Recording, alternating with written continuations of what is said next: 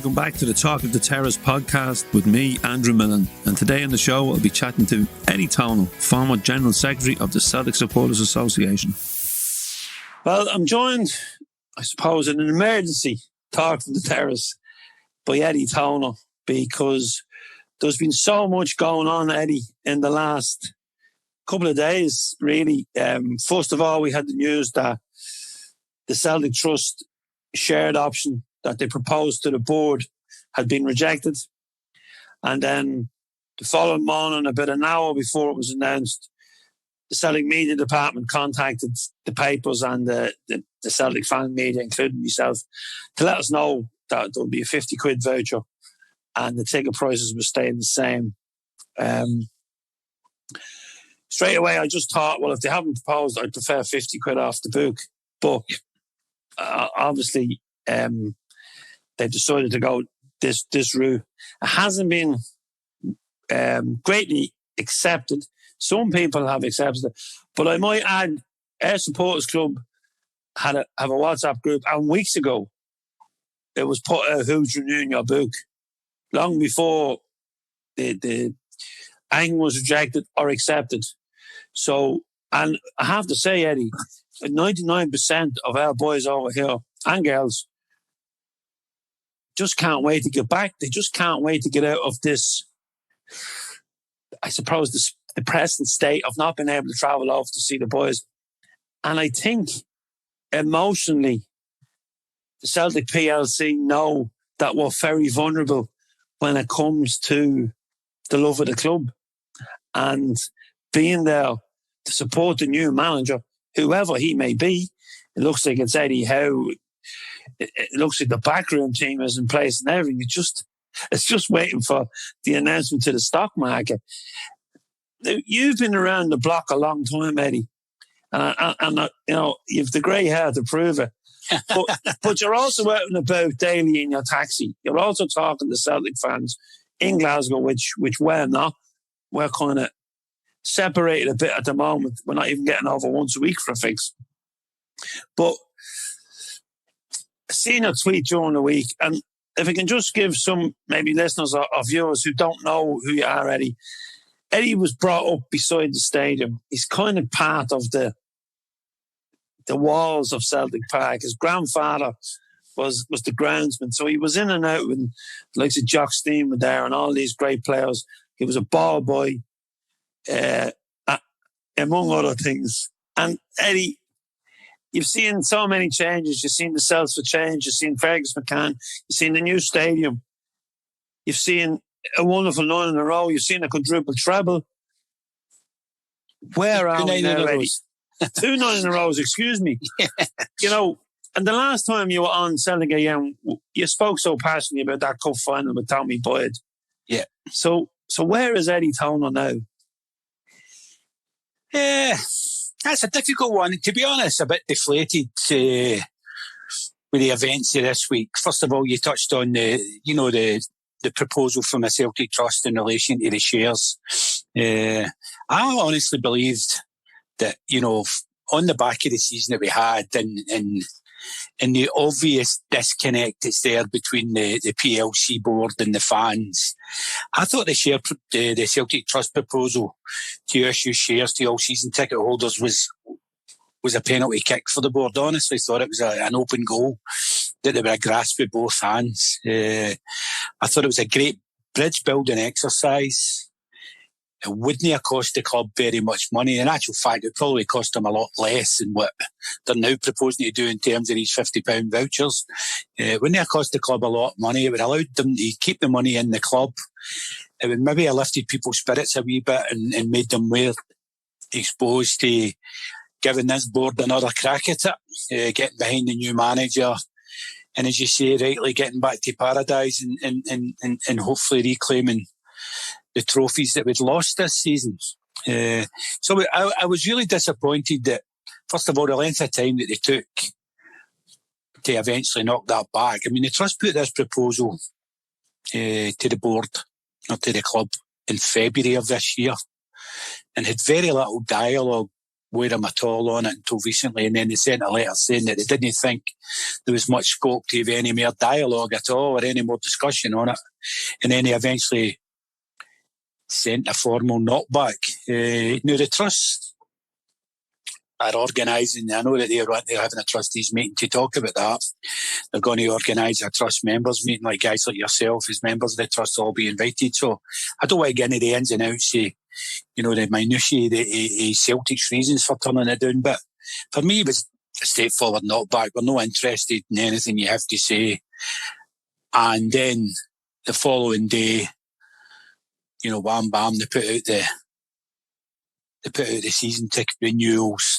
In a really underhand way, I think, as well. If the whole thing about the season ticket launch was to say, let's get everybody behind us. We know it's been a tough season. We know we're living in strange times. We want everybody to get behind us and back us. Surely you would have contacted and liaised and, communicated with people directly. I can't think of, any organisation that's looking to get 50,000 people behind them that would somehow leak, their communication about the season ticket renewals to one of the most despised pieces of newspaper media amongst the Celtic Support and the Daily Record. People go in touch with me and say, it's on the Daily Record's website about, the season ticket renewals. And I was gobsmacked. I had, checked my emails, no email for the club, no communication for the club. And my God, and I honestly believed that they were sitting on the renewals until they had got this manager's appointment over the line. And then I thought, I'm going to try and ride in and away from this and get people to back us on the appointment of a new big name manager, if you like. And I couldn't believe that they put it out before that deal's been announced, before that deal's been completed. So they're clearly taking a big risk. And it struck me just the way they went about it. It's such an underhand way. It was almost like, we'll slip it out there and try and gauge reaction first, and then we'll contact people. So, what was it that was fair to you? Why did you not contact the punters directly and say, here's our plans? And then if you actually read the email, and I no doubt you have, as a season ticket holder, the language in it's atrocious. We've frozen the prices till last season. Frozen the prices. Last season we got behind them in immense numbers on a promise of nothing. Nobody knew that we were going to get back in. Now, the club were making all sorts of noises about they expected people would be back in by September, October time last season. And they also had the pool last season of the 10 in a row. And obviously people didn't want to miss out on that, and they wanted to be part of what they hoped was going to be a historical season. And the whole thing, as we know, is a disaster. There's no point in dwelling on that. It's gone now. So, on the back of all of that, they come out with this language about, we're doing you a favour by freezing your ticket. We want you to get behind us again. We've now got to make preparations for getting you into the stadium for the pre-season friendly in July. Nonsense. We're told that they're making preparations for getting us into a pre-season friendly for the 17th of July, but then they've told us that they've got this big glamour pre-season match on the 24th of July with West Ham that's going to be behind closed doors. And then they talked about the added value from last season, having access to your digital programmes, getting a couple of European games in a delayed transmission thing, getting one European game broadcast in your pass to paradise. It's all blah, blah, blah, to be honest. And it's really I just think it's disappointing. See if you really are trying to relaunch the club, if you like, and get everybody behind us and everybody marching in their one direction again. Well, I went about it in a hell of a kick-handed way. And I hope to God this is a remnant of the last chief executive in board decisions, and Dominic Mackay's hands are no on this, because, my God, if this is the start of his chief executive's career at Celtic Park, I think we're in trouble. So another PR disaster, Eddie. Absolutely, a PR disaster on top of PR disaster since the beginning of last season. So having said all of that, my mood's pretty low. Normally I'm sitting there waiting in the season ticket renewal. We hit the doormat, and I'd be one of the first just to get it filled in a way and get things up and running for next season. Yeah, but we're not used to disappointment in the last decade, but this season has been so disappointing. Yeah. And for me, Andrew, this is not got to do with disappointment. This is not going to do with the events in the park. And I've seen Celtic teams worse than this. The last 10 years, with the exception of last year, have been fantastic as a Celtic fan.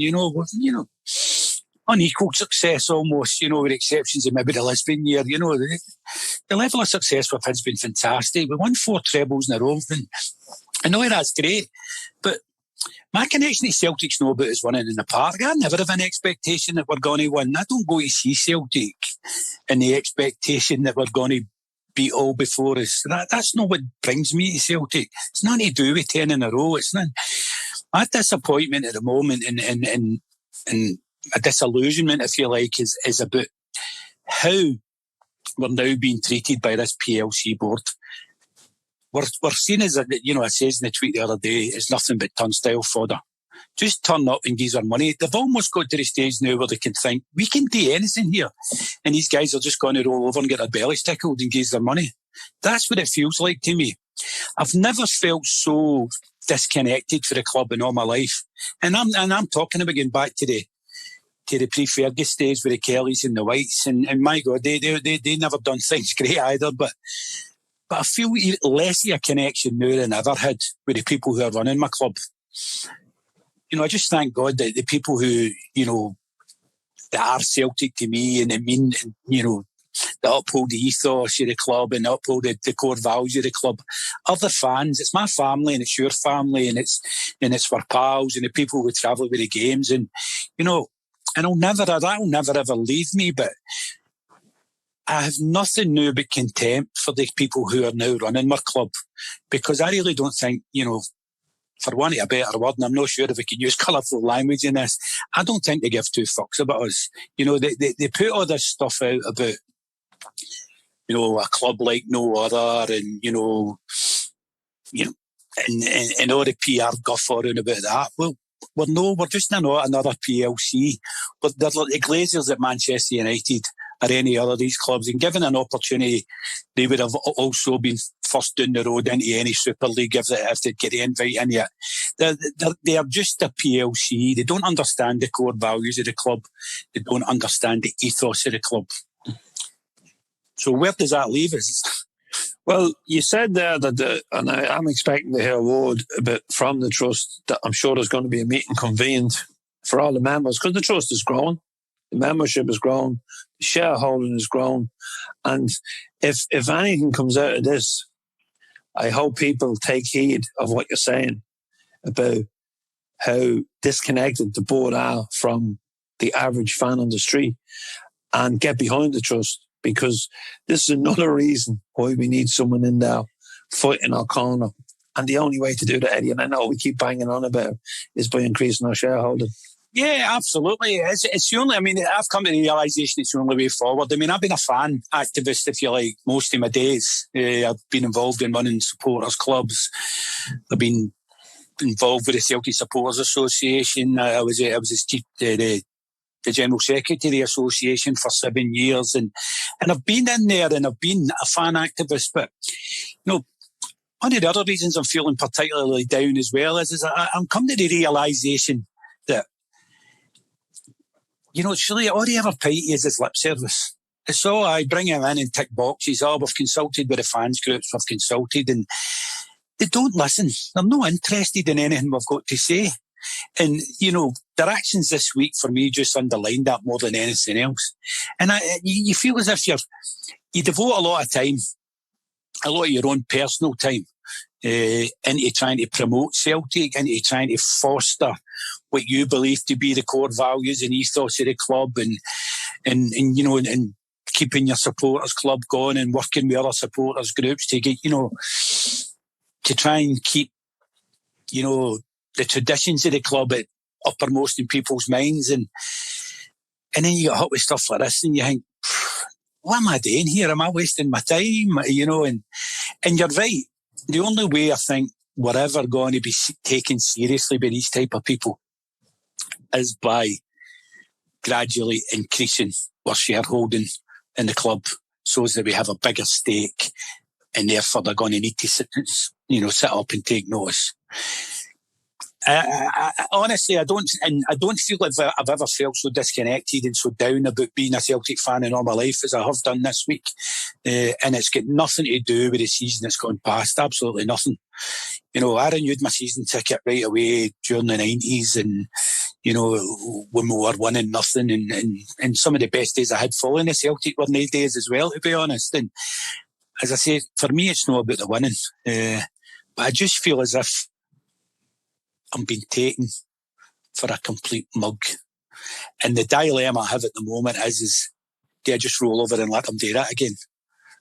I paid £700 or the bones of £700 for a ticket last season on the promise of nothing. What I got was an absolute crap streaming service that gave me nothing but problems. I mean, you mentioned my grey hair at the start of this. I was black-headed last year. I started fiddling about the Celtics past the paradise. That's what's added to my grey hair, I've no doubt. So it took the enjoyment out of football for me, because you were about trying to change your spec on the computer and make sure that, you were in the right link and jump from this link to that link. And you're paying £700 for the pleasure of that.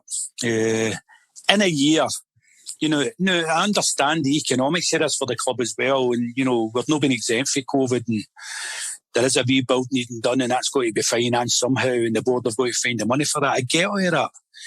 But in a year where I personally was shielding last year because of the COVID thing, I take a medication that compromises my immune system, so I wasn't allowed to work with the public at all last year. So I had a year of virtually no income. £700 handed over to Celtic, and I'm now being asked to pay another £700 this season for potentially the same service with no guarantees I'm going to get in. And I'm supposed to then say, here's a nice wee pat on the head and £50 to spend it. I don't wear Celtic shirts. I don't, very rarely see me in any sort of branded sportswear, if you like. I don't know what I'm going to do with £50 in a Celtic shirt. Not since the 1995 Cup final. Not since the 1995 Cup final. That was my swan song. I've never seen you, Eddie. So you're normally upbeat. Yeah. I bump into so many away games, and we bump into each other at the Pool's office on match day, and and they can follow you on Twitter, and there's.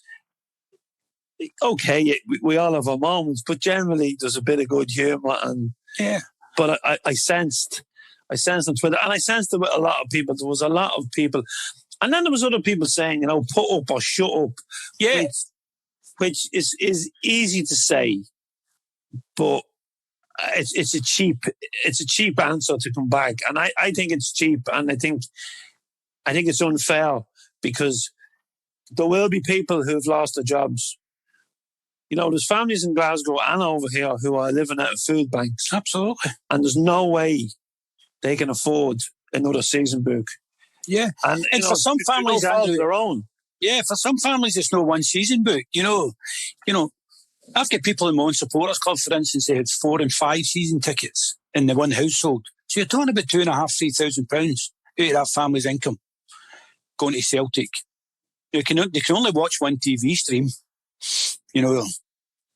So the rest of them don't get used, but they're expected again to find the bones of maybe £3,000 out of that family's income on the back of, the COVID crisis and money being tight. Money's tight for everybody. It's tight for everybody. I get that. I just think this board are taking a massive gamble at the moment. People are saying, folk will renew regardless because people always want to buy the club. But don't forget, Andrew, it was only 5 years ago where we had the seats in the upper stand and the Lisbon Lions covered over because we couldn't sell season books prior to the arrival of Brendan Rodgers. This idea that we've got 50-odd thousand people who are going to turn up regardless is a myth. There's a hardcore of Celtic fans, and I include myself in that, who generally would renew regardless. But it's no 50,000, and it's nothing like 50,000.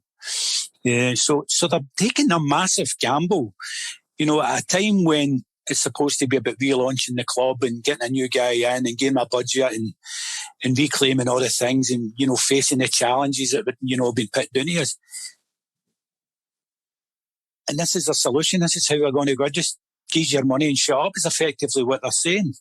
Now, I personally am wrestling with a real dilemma, and I'm not saying this lightly. I really don't know at this stage where I'm going to renew my season ticket for next year. And I'm not joking about that. It's a lot. Which is sad, Eddie. Yeah, people have come on to me and says, don't talk shit, you'll be there. And I may well be. I have to. What I'm not getting involved in is I'm not getting involved in any campaign to boycott, or I'm not asking people not to renew tickets. I'm saying I'm wrestling with a personal dilemma. I understand the argument that people will renew regardless, and people will say the club needs the money, and I'm going to back them. No what? Because it's forever and ever we'll follow the boys or whatever. And that's all great. I understand where all these people are coming from. But for me, it's a personal dilemma at the moment. It's about, do I want to, in the back of the year that I've had in terms of my income, in terms of my enjoyment of the football, round about the whole COVID stuff, and do I want to be taken for a mug again? Am I going to roll over and let these people do that to me again? It's not like, my local supermarket's Tesco. It's not like the manager down there's treated us like shite. So, and I can just say, right, okay, I'm just going to go up the road to Sainsbury's or Morrison's or stuff like that. It doesn't work like that with a football club. Mm.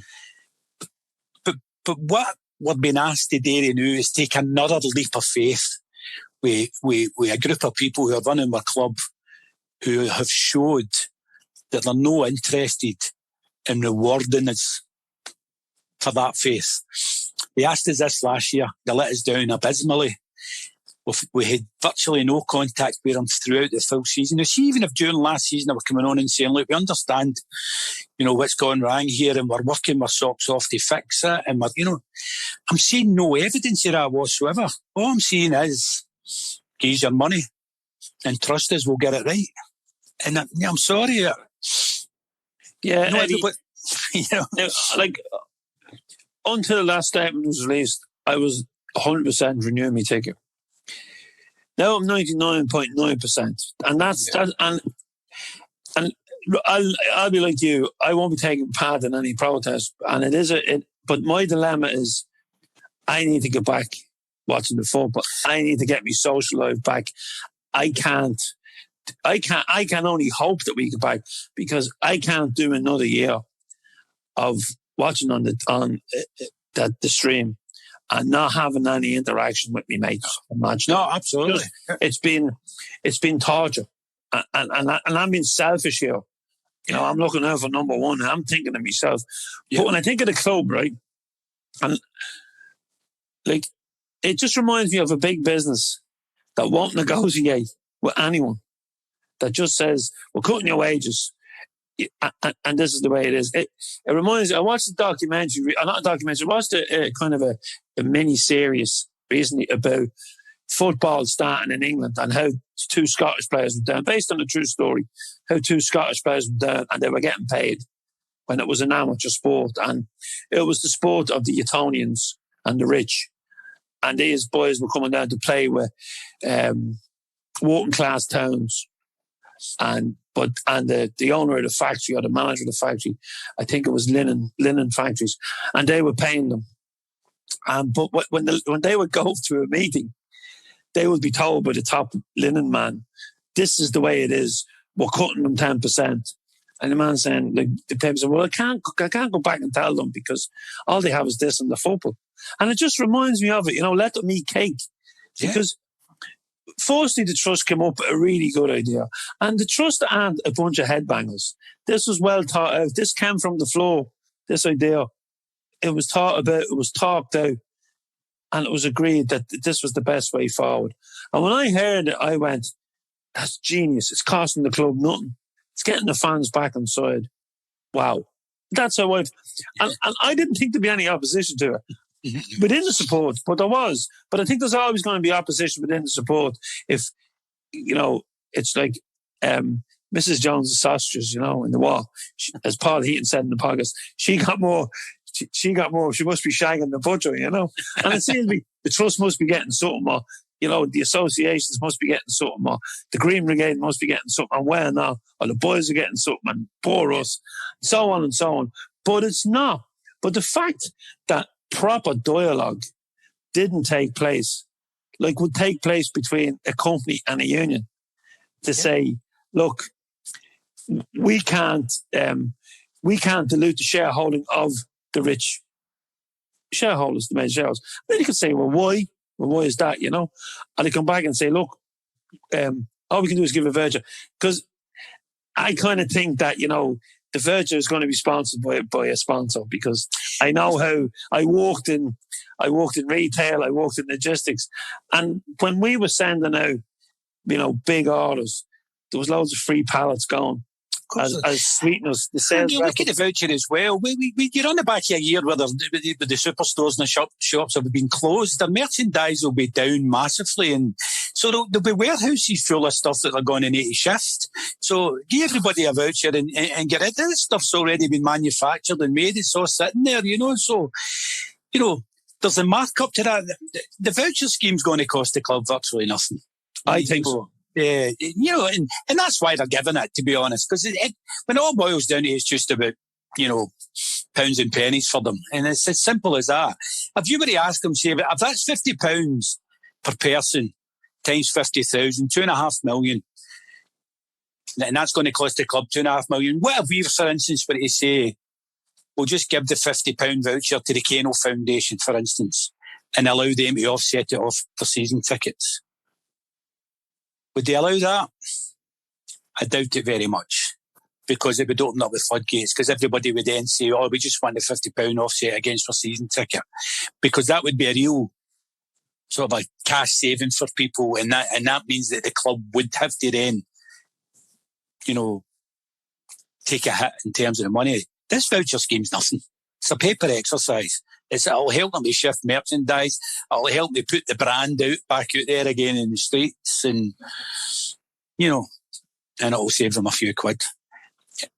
It's literally a token gesture, But Eddie, if they had to spoke collectively to the groups, or if they had to spoke individually to the groups, and just said, look, this is where we are. We don't think this is a good idea to give the fans shares. We kind of know why, the thinking behind it, but then you can go back. Then you can question them. You can say, "Well, why?" But we haven't been given an answer why. Yeah, they have refused the proposal. To be fair, they gave us an answer last week in Formula letter, and the beginning of this week, and in that it said, stuff like, some legal issues around about it and what the cost would be to the club in terms of having a share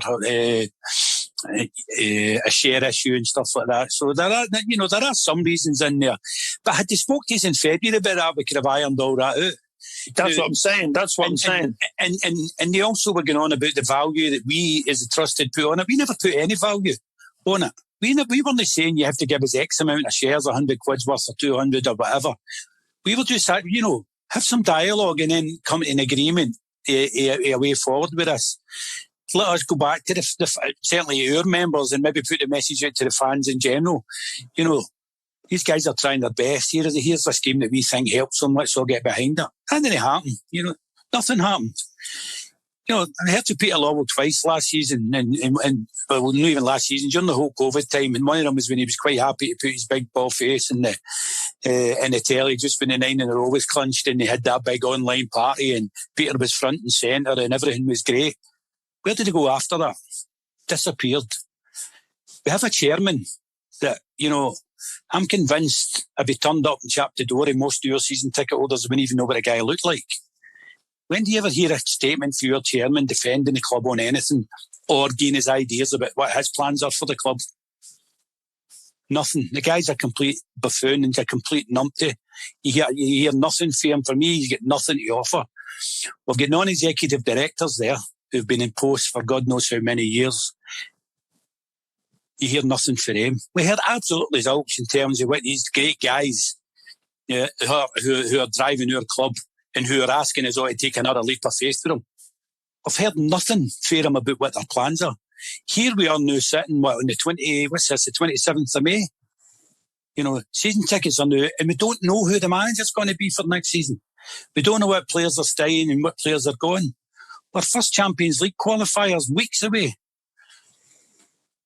And we're sitting here, we've just come off the back of one of our worst seasons in our history in terms of on the past, and we don't know what the plan is for next year. But we've just to take a leap of faith with them. Am I missing something here?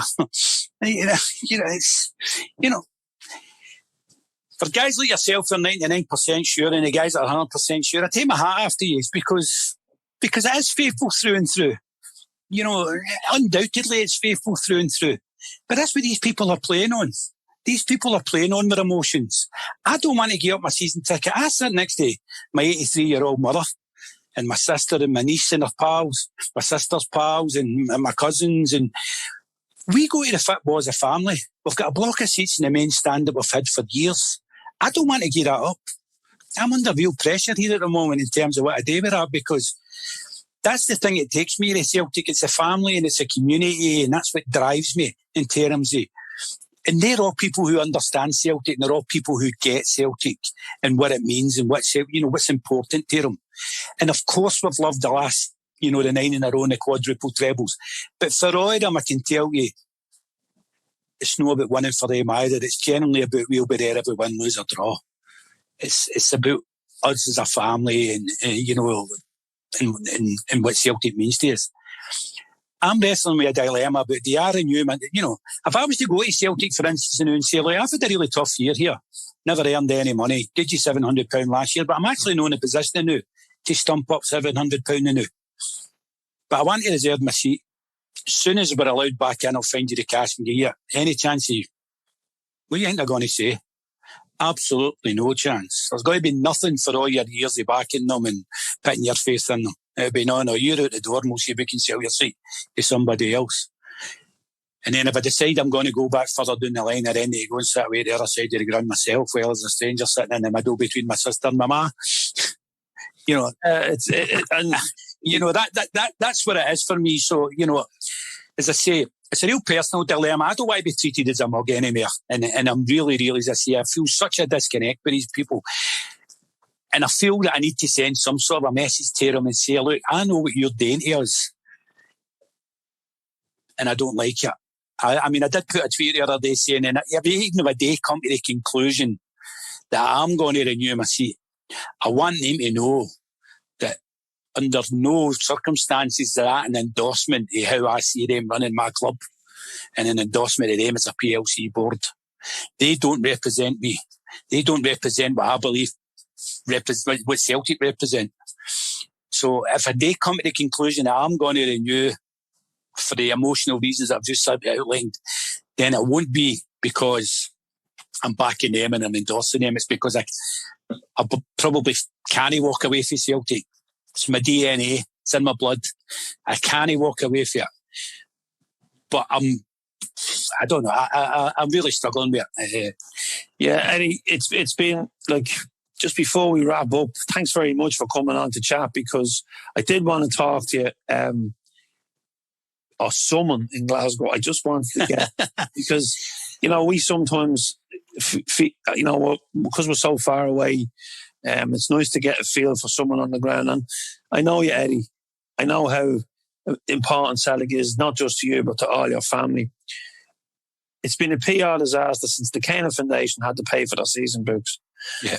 And we'll have to pay again. But if a positive came out of that, Eddie, it was how the fans rallied around the Kano. Absolutely. And no matter what happens in that boardroom, I'm confident that the fans will rally around people who are maybe less fortunate in themselves, or, how does, like last season, I seen a guy that he was giving up his season book because he'd no money, and his son renewed it. Yeah. And I thought, that's wonderful. That's what Celtic is all about.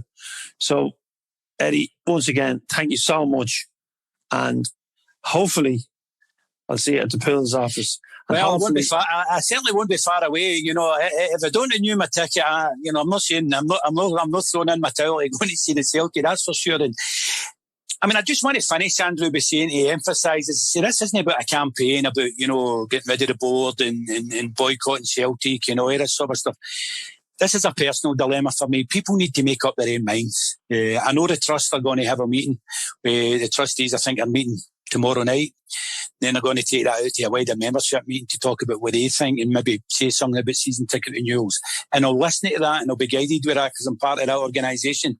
But at the moment, this is just a real personal thing for me. And I just want these guys to know that, my God, how have we arrived at this? And if you think, and I'm really, really concerned about the future of the club, because if they think this is a plan to relaunching Celtic and taking us into, greater days ahead, then, geez, we're in trouble. But I'll leave it at that. People will make their own minds up, and no doubt we'll see you for a pint soon, hopefully. If it's not outside Celtic Park, I'm planning as soon as I can to do a wee trip to Ireland, so I'll get myself round about. So happy days. Yeah. Thank you, Eddie. It's a pleasure. Take care, big man. Hail, hail. Folks, thanks very much for listening. And if you'd like to support us, you can do so by visiting CelticFanzine.com, where you can become a member, subscribe, buy or donate for the price of a pint.